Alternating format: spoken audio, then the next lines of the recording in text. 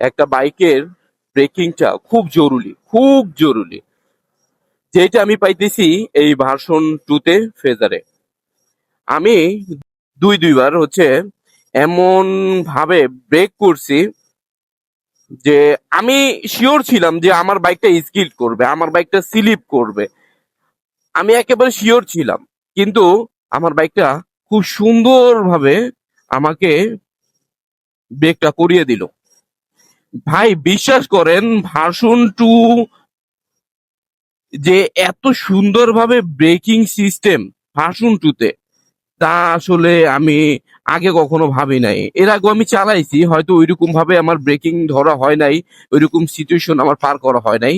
যেমন মনোটন বাইকটা, এই মনোটন বাইকটার স্পিডের জন্য, ইনিশিয়াল পিক আপের জন্য পারফেক্ট একটা বাইক। আপনি যদি মনে করেন যে একটা ট্যুর দেওয়ার সময় যখন আপনি কোন একটা বাইক ওভারটেক করবেন, কোন একটা বাস ওভারটেক করবেন, ইনস্ট্যান্ট একটা পিক আপ দরকার হবে, তাহলে আপনি মনোটন বাইকটা কিনেন।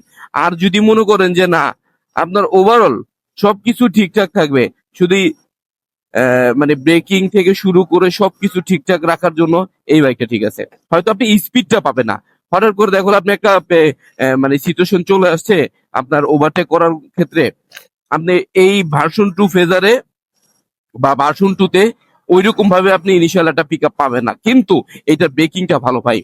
আপনি স্পিড উঠালেন, কিন্তু আপনি হঠাৎ করে সামনে মানে যে কোনো একটা ব্রেক ধরা লাগবে এমন একটা সিচুয়েশন চলে আসছে, কিন্তু আপনি ব্রেকটা ধরতে পারলেন না, আপনার বাইক স্লিপ করলো, তাহলে আর আমার ওই পিক আপ তোলার কোনো দরকার নেই।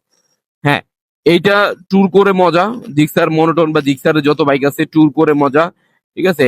হাইওয়েতে লং রোডে যখন আপনার ইনিশিয়াল পিক আপটা দরকার, মানে আপনি জিক্সার মনোটন নিয়ে কথা বলতে গেলে এ ধরনের রেডি পিক আপ গুলো ভালো, ঠিক আছে। আর ভার্সন 2 রেডি পিক আপটা নাই, কিন্তু ওভারঅল সবকিছু ঠিক আছে।